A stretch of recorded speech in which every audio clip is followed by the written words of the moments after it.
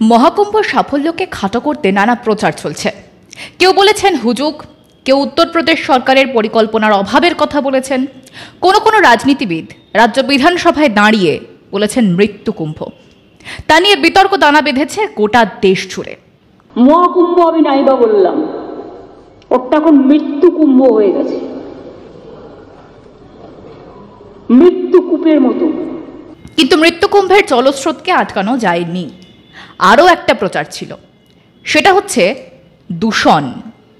একদল মানুষের দাবি, কোটি কোটি মানুষের স্নানের কারণে তীব্র দূষণে আক্রান্ত গঙ্গা, যমুনা, সরস্বতীর সঙ্গমস্থল। এই বিতর্ক আরও তীব্র হয় যখন ৩রা ফেব্রুয়ারি ২০২৫ কেন্দ্রীয় দূষণ নিয়ন্ত্রণ বোর্ড সিপিসিবি জাতীয় গ্রিন ট্রাইব্যুনালে দায়ের করা একটি প্রতিবেদন প্রকাশ করে যে মহাকুম্ভের বিশেষ স্নানের সময়ও উচ্চমাত্রার জৈব রাসায়নিক অক্সিজেন চাহিদা বা বিওডি পাওয়া গিয়েছে।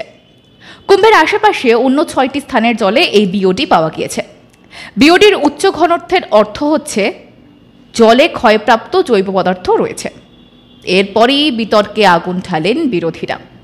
তারা নানাবিধ যুক্তিতর্কের মাধ্যমে প্রমাণ করার চেষ্টা করেন যে কুম্ভের জল বিষাক্ত, কিন্তু বাস্তবের ছবিটা কিন্তু একেবারে আলাদা। সেটা কি বলবো আপনাদের।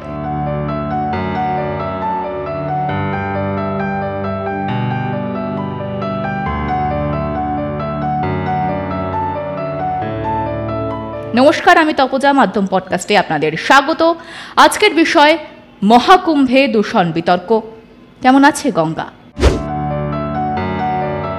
প্রাচীন চিকিৎসা গ্রন্থ চরক সংহিতা, যেখানে বলা আছে গঙ্গার জল বিশুদ্ধ এবং পবিত্র। এটি একটি প্রধান পানীয় জলের উৎস, কারণ এতে কোনো জীবাণু বা ব্যাকটেরিয়া বা ছত্রাক বেঁচে থাকতে পারে না। তার বহু যুগ পরে এনজিটি বা ন্যাশনাল গ্রিন ট্রাইব্যুনাল একটি সমীক্ষা করে। সেই সমীক্ষার ফলাফলে মেলে আশ্চর্য তথ্য।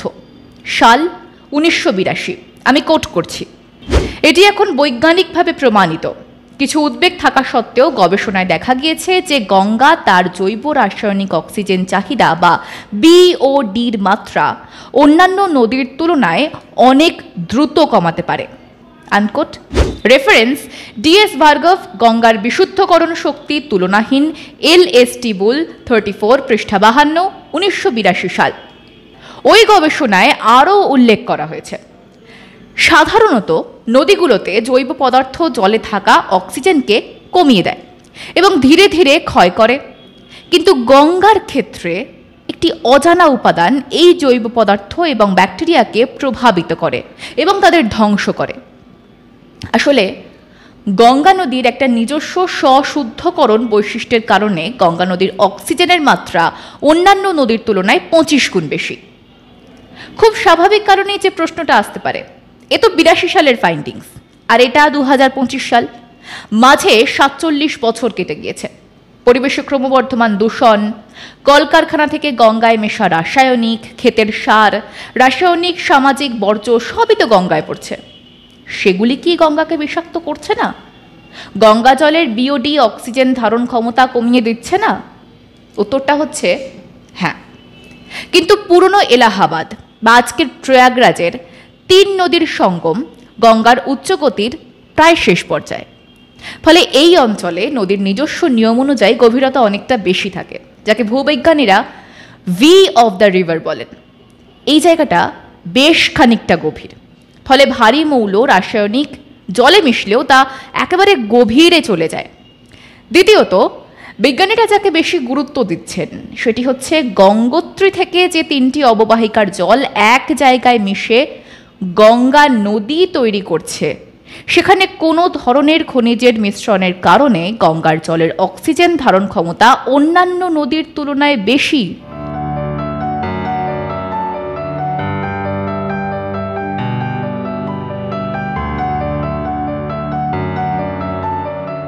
নতুন দিল্লি ভিত্তিক ম্যালেরিয়া রিসার্চ সেন্টারের আরেকটি গবেষণায় দেখা গিয়েছে যে গঙ্গার উপরিভাগে মশা বংশবৃদ্ধি করে না।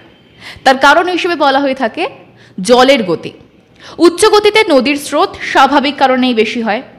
আর দ্বিতীয় একটি কারণ, ক্রমাগত বরফ গলা ঠান্ডা জলের স্রোতের কারণে তাপমাত্রার বড় তারতম্য হয়। ফলে গরম জল আর ঠান্ডা জলের স্রোত ক্রমাগত জায়গা পরিবর্তন করতে থাকে, যার ফলে যাকে আমরা সাধারণ ভাষায় জলের কারেন্ট বলি, নদী বিজ্ঞানীরা জলস্রোত বলেন, তা বেড়ে যায়। আর সেই কারণে মশাসহ অন্যান্য ভেক্টরবাহী পতঙ্গের বংশবৃদ্ধিও রোধ হয়। ন্যাশনাল গ্রিন ট্রাইব্যুনাল বা এনজিটির দাবি, গঙ্গার স্বশুদ্ধিকরণ ক্ষমতা তার পরিবেশ থেকে উচ্চ দ্রবীভূত অক্সিজেন স্তর বজায় রাখার অসাধারণ ক্ষমতার কারণে। এই কারণেই গঙ্গার জলকে পবিত্র বলে মনে করা হয়।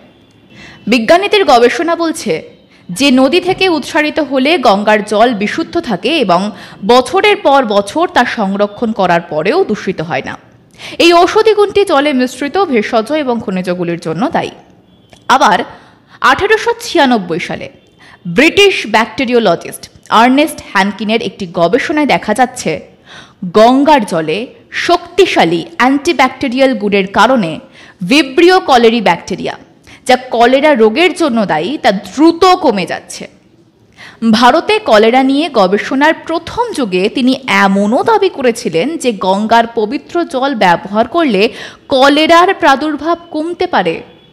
তবে এই সমস্তই ইতিহাসের বিভিন্ন সময়ের। এবার সেখান থেকে বর্তমানে ফেরা যাক।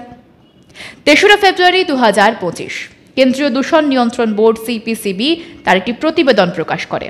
আর এরপরই 21শে ফেব্রুয়ারি 2025 উত্তরপ্রদেশ সরকার একটি প্রেস বিজ্ঞপ্তি প্রকাশ করে, যে বিজ্ঞপ্তিতে পদ্মশ্রী বিজ্ঞানী অজয় কুমার সোনকারকে উদ্ধৃত করে দাবি করা হয় যে গঙ্গার বিশুদ্ধতা এখনও অক্ষত রয়েছে। কে এই পদ্মশ্রী বিজ্ঞানী ডক্টর অজয় কুমার সোনকার?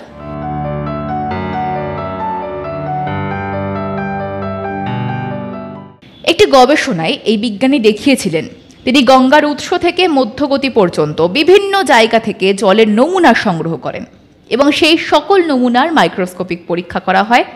মূলত সেই গবেষণার লক্ষ্য ছিল গঙ্গা নদীর উৎস থেকে মধ্যগতির মধ্যে কোথায় গঙ্গা বেশি দূষিত হচ্ছে এবং কিভাবে হচ্ছে সেটা পর্যবেক্ষণ করা। এই বিতর্ক শুরু হওয়ার পর উত্তরপ্রদেশ সরকার এই নদী বিজ্ঞানের দ্বারস্থ হন খুব স্বাভাবিকভাবেই। অজয় কুমার সোনকার সঙ্গমের নোস থেকে আড়াল মহাকুম্ভ শহর পর্যন্ত 5টি জায়গা, প্রধানত স্নানের ঘাট থেকে গঙ্গার জলের নমুনা সংগ্রহ করে পরীক্ষা করেন।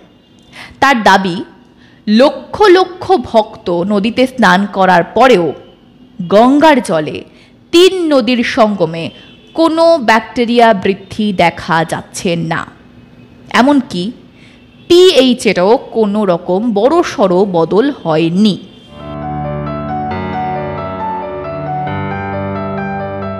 ইউপি সরকারের প্রেস বিবৃতিতে উল্লেখ করা হয়েছে যে পদ্মশ্রী পুরস্কারপ্রাপ্ত বিজ্ঞানীর গবেষণায় দেখা গিয়েছে যে গঙ্গার জলে 1100 ধরনের ব্যাকটেরিওফাজ রয়েছে, যা জলকে শুদ্ধ রাখতে সাহায্য করছে প্রতিনিয়ত। কি এই ব্যাকটেরিওফাজ?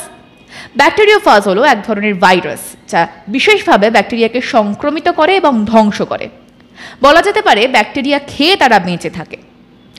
এই ভাইরাসগুলোকে প্রায়শই ব্যাকটেরিয়া খাওয়া ভাইরাস হিসেবে উল্লেখ করা হয়, কারণ তারা ব্যাকটেরিয়া কোষে প্রবেশ করে, নিজেদের সংখ্যা বৃদ্ধি করে এবং শেষ পর্যন্ত ক্ষতিকর ব্যাকটেরিয়াগুলোকে মেরে ফেলে।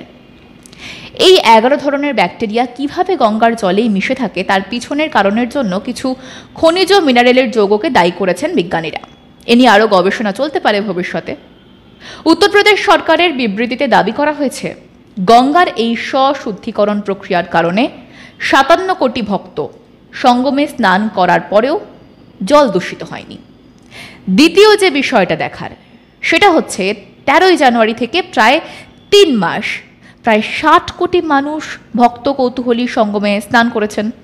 তারা দেশের বিভিন্ন প্রান্ত থেকে এসেছেন, ফিরে গিয়েছেন।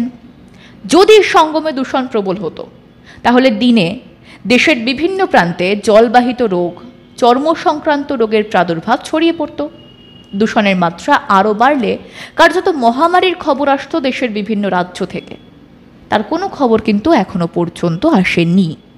তাহলে একটি সতর্কবার্তাকে ঘিরে গোটা মহাকুম্ভ, তার উদ্যোক্তা রাজ্য উত্তরপ্রদেশ, সেই রাজ্যের মুখ্যমন্ত্রী যোগী আদিত্যনাথকে অযথা বিব্রত করার কারণ কি?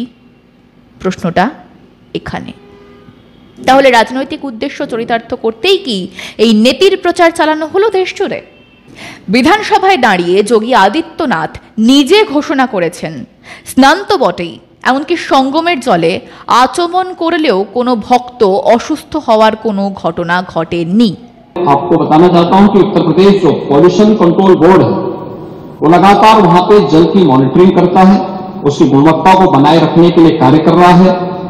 और आज की जो उनकी रिपोर्ट है संगम की, कि संगम और उसके आगे पीछे जो बीओडी है वो 3 या उससे कम है और डिजॉल्व ऑक्सीजन की मात्रा ये 8 और 9 से अधिक पाई जा रही है। यानी संगम का जल स्नान करने लायक भी है और आचमन करने लायक भी है। তাহলে শেষ যে প্রশ্নটা আপনাদের সামনে রাখতে চাইছি সেটা হলো, দূষিত গঙ্গা বা গঙ্গা দূষণ প্রতিরোধটা আসল ইস্যু ছিল কি বিরোধীদের, নাকি সবটাই রাজনৈতিক ফায়দা তোলার কূটকৌশল? এটা ঠিক, অসংখ্য মানুষ একটা জায়গায় হাজির হলে দূষণ ছড়ানোর সম্ভাবনা থাকে, মহাকুম্ভেও ছিল। কিন্তু সেখানে সরকারের তাৎক্ষণিক সাফ সূত্র করার সদা জাগ্রত একটা বাহিনীও ছিল, যারা দূষণের প্রাথমিক কারণগুলোকে শুরুতেই সাফা করে দিয়েছেন। এইখানেই সরকারের দক্ষতা এবং সাফল্য।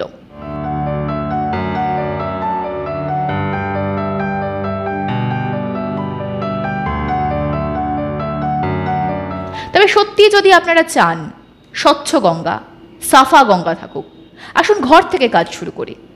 গঙ্গার বা গঙ্গায় মেশা নদীগুলির আশেপাশের কলকারখানার বর্জ্য ফেলা সবচেয়ে আগে বন্ধ করি।